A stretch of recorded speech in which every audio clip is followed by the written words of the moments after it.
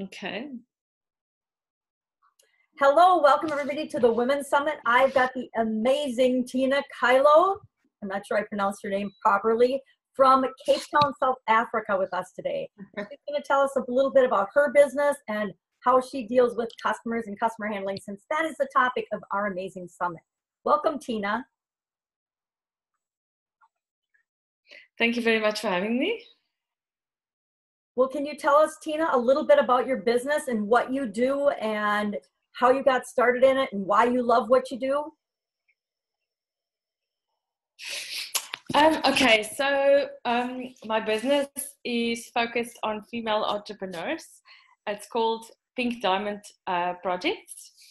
Firstly, a diamond is a girl's best friend, and pink stands for love, and as girls all want to be loved, so that's where the name is coming from. And I do startup workshops for female entrepreneurs. I help ladies who's been dreaming of starting their own businesses, especially young mothers.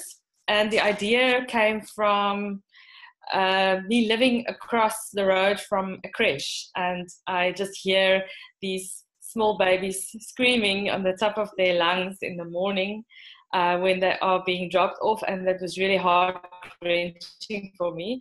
And I thought this is purposeful, because I'm sure the mommies don't like it to do that either, as little as the babies like it to be dropped off.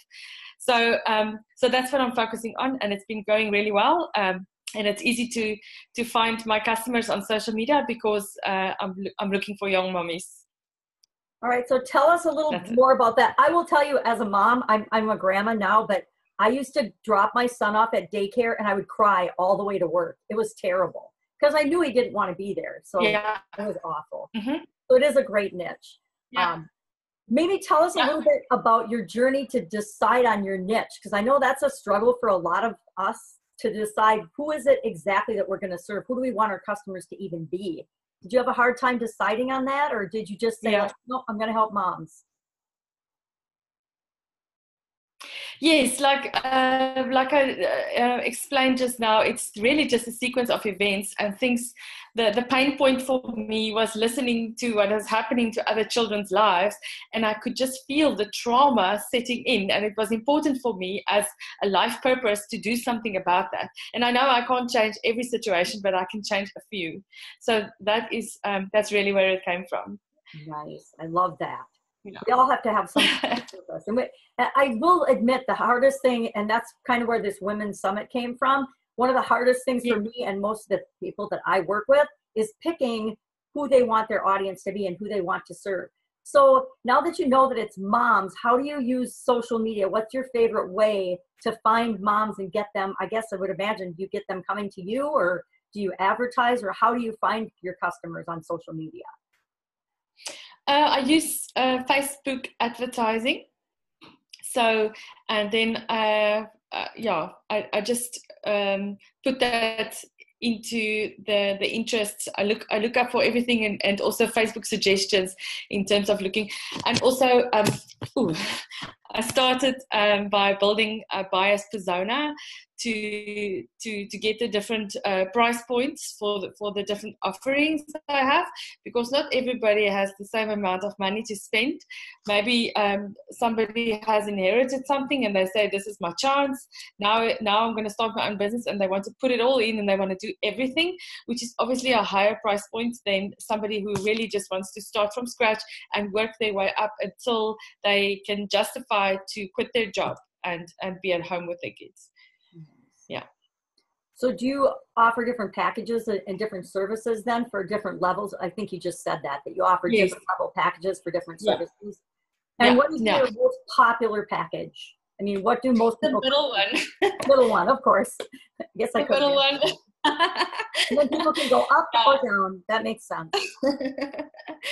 Yeah, so I have different kind of packages. The entry level package is really just giving the framework and a little bit of advice on every step of the way.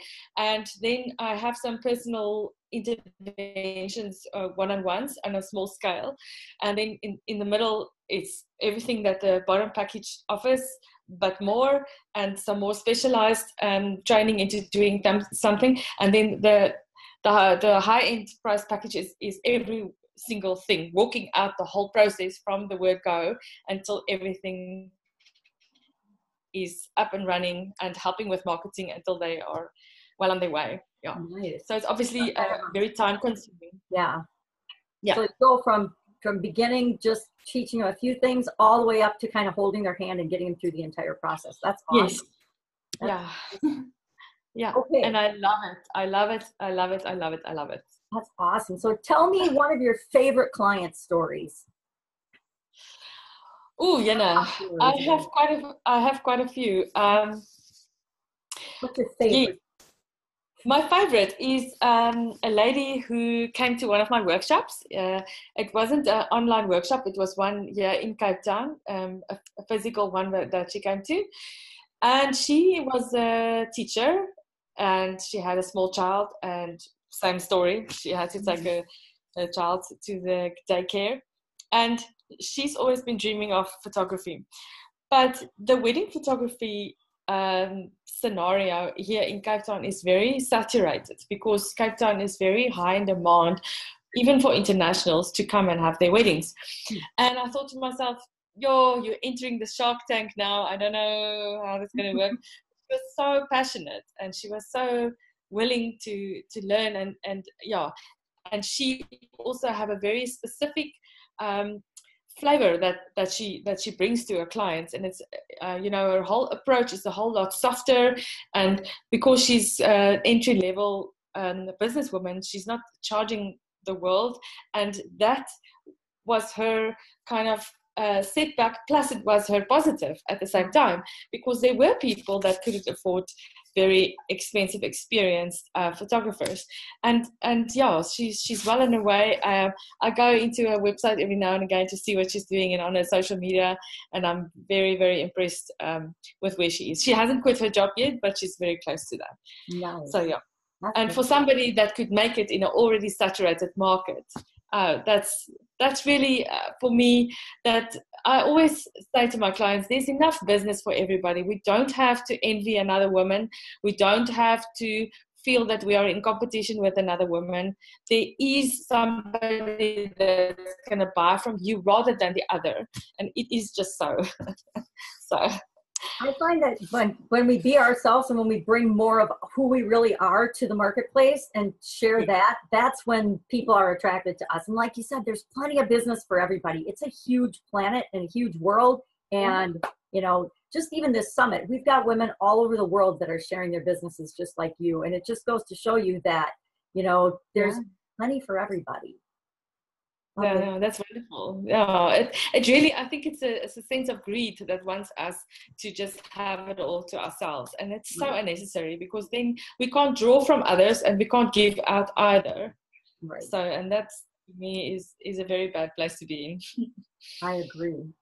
So tell me a little bit about what you did before you started your business. How long have you been in business?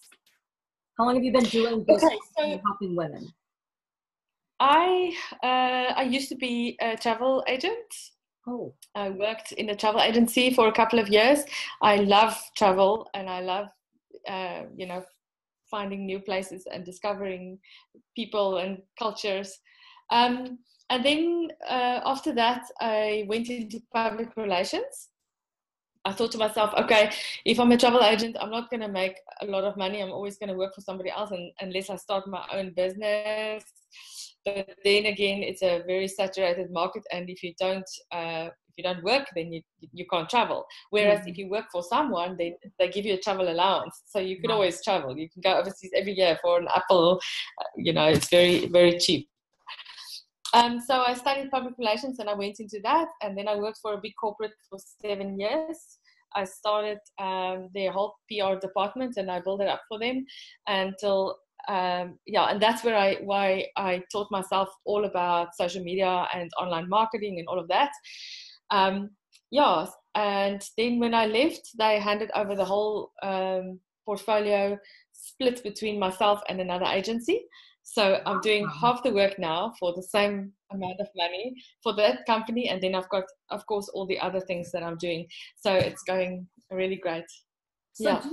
do you have a big public relations or like branding or image component to what you teach women then? I mean, do you help them to decide, you know, how they should show up and what they should do and who they should be? And because the focus, my main focus, and that is coming from my own gifting, is I draw from a person who they really are, and then I show them how to portray that, how to communicate to the world who they really are. Because a lot of people are looking at Pinterest too much and fashion magazines too much and what's going on the internet, and they want to be like somebody else, and they try to wear what that woman looks good in, but it doesn't make them look good in the same thing.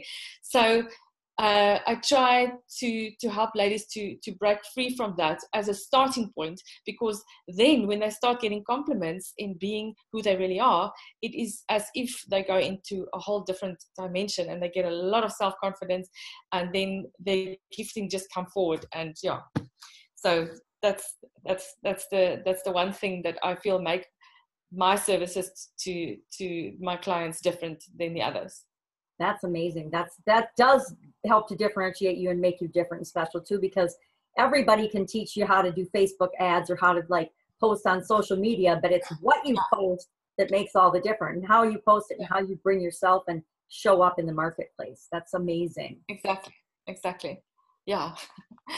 I'm not going to ask about the pajama grandma. My family's all over me about my pajamas. They're like, why are you showing up in your pajamas? And I'm like, it's on purpose. They don't get it though.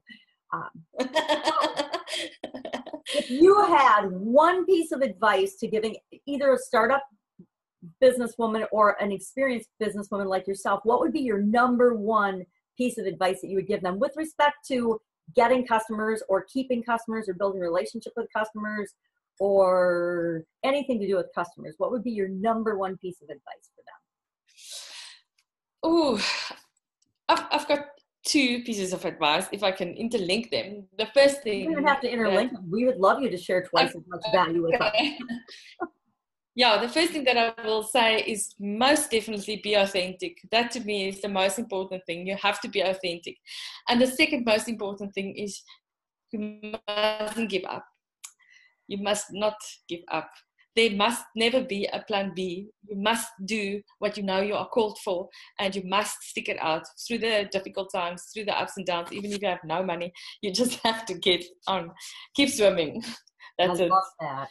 One foot in front of the other, no matter what. Because I've been in business a long time, and there's no smooth rise. It's up and down and up and down and up and down, like a roller coaster.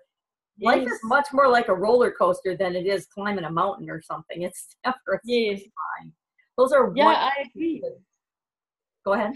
And it's almost to me it's almost cyclical, cyclical. So the good times is helping you to thrive and enjoy who you are and what you have accomplished, and the difficult times are there, like the winter and the summer, and the winter and the summer. The difficult times are there to teach you the next thing that you need to learn, because we don't learn when it's going well. We only learn when it's going difficult, So to me, it has to be winter before it can be summer. So we're always going to go through another season of preparation for the next thing. That is so true. So true. I will admit that I've learned way more from the things I've messed up in my life, or the things that have gone bad, than I've ever learned from the things that have gone well. I mean, the jobs that I lost, getting, fired is never a good thing, or I guess downsized or laid off. It never feels good, but I learned a lot more from that than the jobs that I went into and that just went really smoothly. And same thing in our businesses. I think that sometimes we get complacent when everything's clicking along like we think it should. And that's when we get sideswiped by things that we're not expecting, because we're just swimming along thinking everything's fine, and we don't realize that something else is going to come and change and trip us up. So that's really good advice. Absolutely, yeah. And also in the communities that I'm moving in, I'm trying to connect the women with each other so that they can support each other and refer to each other, because I find that really also helps when, you know, somebody can say, guys, I have a bad month. Can you help me? Or, you know, can you share my posts, or can you send my ads? And then everybody jumps in. It's so amazing to see how people are sticking together and helping each other, you know. And before you know it, that lady comes back and says, thank you, I've got 3 bookings or whatever. So yeah, that's amazing. So where can we find out all about Pink Diamond? Are you on what's Facebook, I'd imagine? Do you have a Facebook group, Facebook page? Yes. Yeah. My Facebook group is it's called Like a Lady Boss. Okay. And my Facebook page is Pink Diamond Projects. And then I've also got another a page that is just Tina Krano, that I'm doing all sorts of other things on there that's not really business related, but I mean, you can see that everything is interlinked. I've got a Twitter page, I've got an Instagram page, I've got a website, so you can just Google Pink Diamond Projects, you'll find me everywhere. So yeah.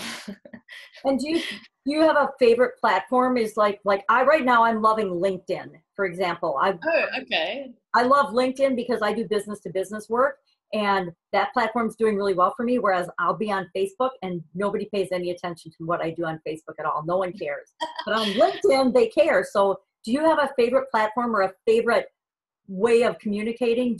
I guess as far as promoting yourself, since you're in PR, what is the way that you promote yourself in your own business? It's, you know, other than it varies. Sometimes I get more response from LinkedIn than what I would get from anywhere else. But it also depends on my message and what it is that I wanted to say at that particular time.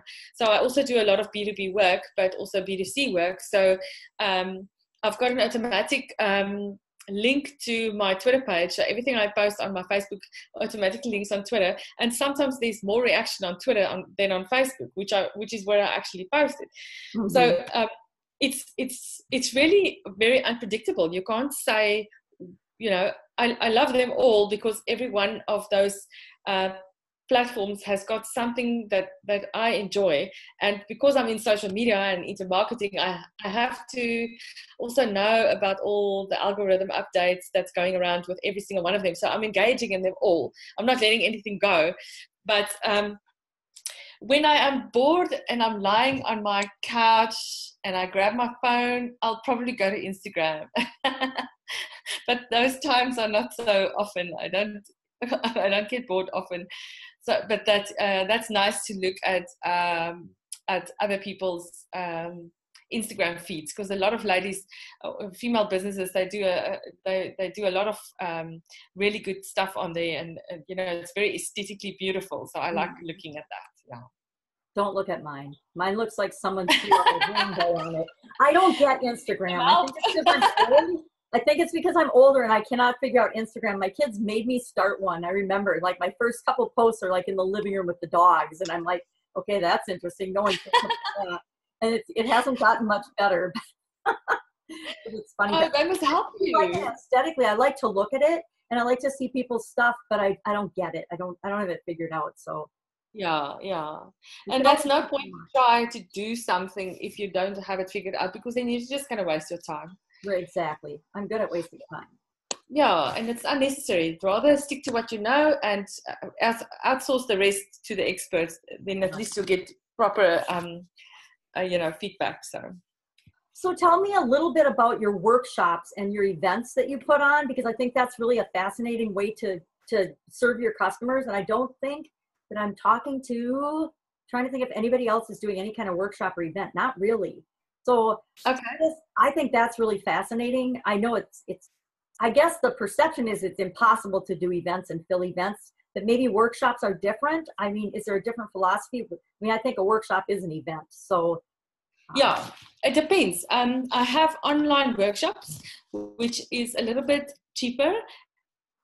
And that was specifically, I developed that because I had a lot of inquiries from ladies in cities in this country that was far away. I don't know how they got the ads because I only advertised in Cape Town, but okay.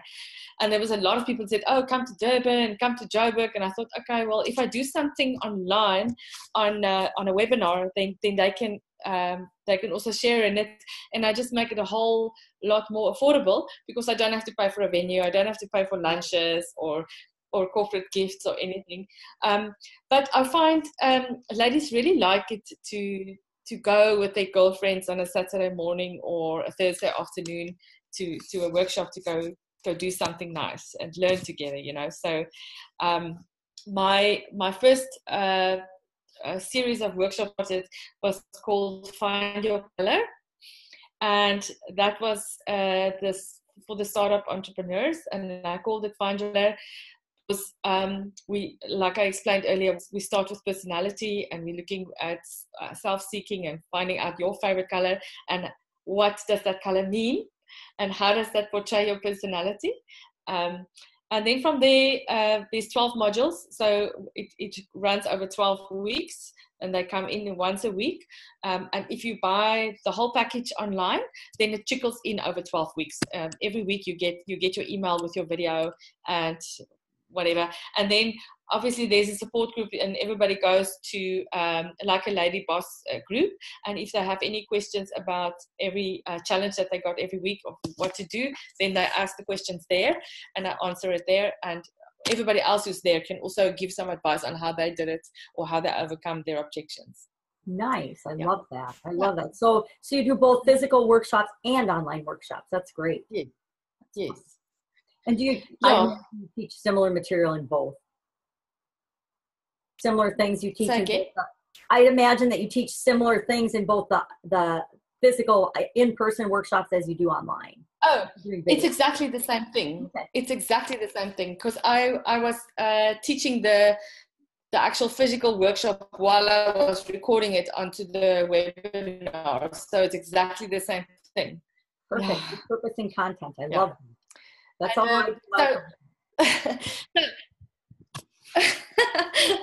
I I have decided to start a 10-day detox challenge next month, because everybody is complaining about indulging over Christmas and New Year's and eating too much and drinking too much.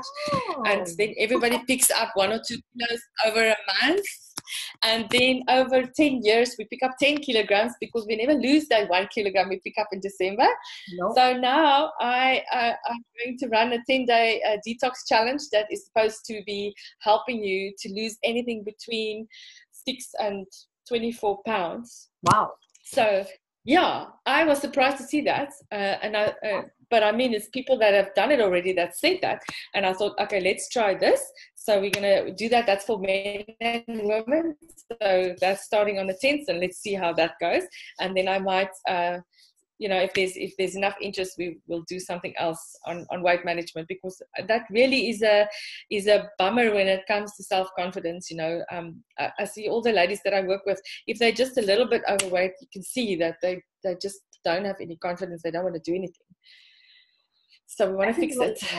That's interesting. I find that fascinating. I wonder if men have that same issue. I mean, unless they're like really, really overweight, it doesn't seem to me like weight impacts a man the same way that it does women. I don't know why that is. No. But that's no, I haven't seen that either. Because even women that are like normal weight, we criticize and judge ourselves. So that's really fascinating. I'll be curious to see how that goes for you. I love challenges. I'm like a queen. I used to, even in corporate America and in my businesses, I would do my own personal challenges. And so it's really fun for me to see everybody doing and selling these challenges nowadays, because I sign up for them all the time. I'm always doing them because I like them. Fun. Well, my dear, is there anything else you can tell us that would help us to build our businesses and get more clients? I think you've done a terrific job telling us some main, really specific things that we can do and should do. Number one, be ourselves and be authentic, and never give up. Just keep trying and keep figuring it out. Yeah. I think that's amazing advice. Yeah. The other the most important thing that I should say also is that none of us have it all together, you know. And as an entrepreneur, you need to be a lot of things. You're wearing a lot of hats. You are the marketer, you are the finance person, you are the designer, you're doing a lot of things. And some of us, we don't want to say that we can't do something because we can do everything because we're women, but there are some things that we are better at than other things. So I would really say it's very important to get yourself to the point where you can outsource the things that you are not so great with, so that the quality of that thing is still up to standard, and you know, to get somebody else to do it for you. Mm-hmm. And yes, it's going to cost you extra money, but at the end of the day, do you want something done decently by a professional, or do you want to attempt it, waste a lot of time, watch a lot of YouTube videos and figuring it out? I think it just makes you tired. So I think for ladies starting out, that is the one thing that you must keep in mind. If you try to attempt something, you see, wait a minute, this is too technical for me, I think I'm gonna fall off the bus here, then just raise your hand and start Googling and finding out people that can do it much better than you, and just keep going. That is such important advice, asking for help. There's a lot of us, especially entrepreneurs, I think we have to think that, I don't know who, no one ever tells us we have to do this, but somehow we get in the brain that we have to do everything ourselves and we have to figure everything out. I did that. I left the corporate world in 2003, and then my own businesses in 2006. I decided I was going to go online, and I don't know what happened to my brain, but somehow it decided that I had to figure out how to do everything myself. And so I struggled for like that whole first year, and I got down every rabbit hole on the planet trying to learn and trying to figure out how to do things like video and social media and chatbots. I finally was smart enough by the time they came out to say no. Someone else can do chatbots for me and figure it out. Yeah, they're cool and they're exciting and they're new and they're shiny. But if I do that, I'm going to lose another 2 months because I'm going to figure out how to do chatbots. And I don't need to know how to do them. So, and same with Facebook ads. I've done them, and I followed that rabbit hole for a while. And I'm like, I don't need to know how to do Facebook ads. There's like a gazillion people way better and smarter than me that can tell me how to do Facebook ads. So. Because they've done all the courses, you know, there's a whole lot of digital marketing courses, and it costs a lot of money, and there are people who did those courses and they know which buttons to push and how quickly to get your best options out there, you know. Then you're not going to waste any money on adverts that are not going to work. Right. So that's very important. Yeah, you're right. I'm glad to see that you're smart enough to do that.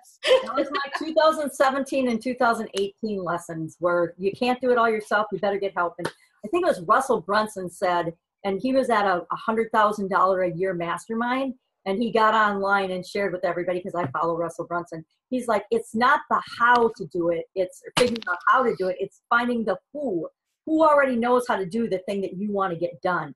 And that was like a light bulb going off for me, because I'm like, oh my God, you mean I don't have to do everything myself? I don't have to figure it all out. I don't have to learn it all. And that made all the difference. It's like, now I ask myself, okay, well, this is what I want done. This is the result I want.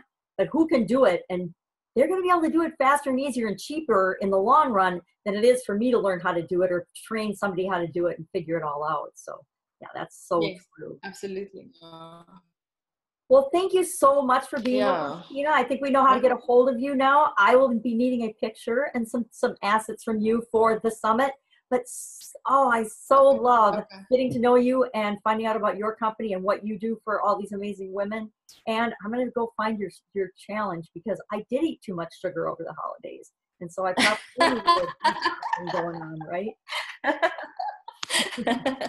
Yeah, it only starts on the 10th of January, so you've got a lot of time to prepare. Oh, well, I'm like, I find out about a challenge the day before it starts, and then I just say yes and I do it. Like right now I'm doing a 365-day Facebook challenge, and I do not even know how I found out about it, but I found out about it the day before, and I think today was day 275 today. So yeah, I find out about it before and I just jump in and go. So yeah. So what do you have to do every day? We go on Facebook Live. We do a Facebook Live in a group this group every single day. Okay. So we just go in and do a Facebook Live every day. Okay. It's just Great. to practice, to learn our voice and to talk, and it's a really safe environment to practice on, so we don't always feel stupid, but I feel stupid anyway, but I'm getting over it. After 5 days, you're like, it just doesn't matter anymore. So, and like you said, some people will love you, some people will hate you, and it doesn't matter because there's always going to be that diversity. So we're just there for the people that love us. Exactly. And you draw from that and forget about the rest. Exactly. Well, Tina, thank you so much. You have a fantastic day, and we will be seeing you soon and talking to you soon.